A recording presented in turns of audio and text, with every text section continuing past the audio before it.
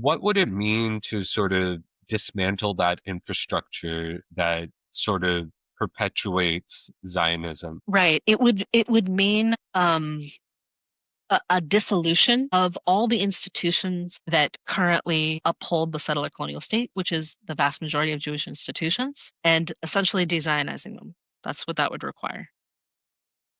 Organizations like Hillel, which considers itself in the U.S., they're on many college campuses and consider themselves to be a center of Jewish life, and they are extremely Zionist. They facilitate quote unquote birthright trips. Right?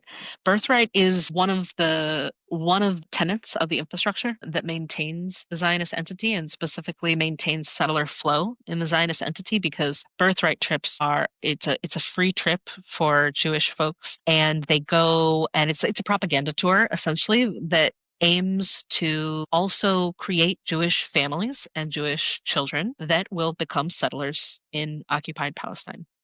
That settler colony requires a flow of settlers to maintain itself. So they are always looking to recruit, particularly white Jewish folks, American, etc., to come and be squatters on that land to hold it down so that Palestinians cannot return. Every Jewish person has a quote unquote birthright to that land that Palestinians cannot go to, cannot return to. And so that's one way that the infrastructure functions, right? And there's so many organizations that are part of this infrastructure. Organizations, and that includes synagogues. Synagogues are no longer holy. They're being used to sell stolen land. There are real estate events inside synagogues to sell land in the West Bank to settlers. This is such a perversion. This is disgusting from moral angle. Like you don't need to invoke quote unquote Jewish values. I mean, look, this is for Zionists, Jewish values is demonstrated in the killing of children, apparently, right? It's such a perversion. We're so far gone. So all of these,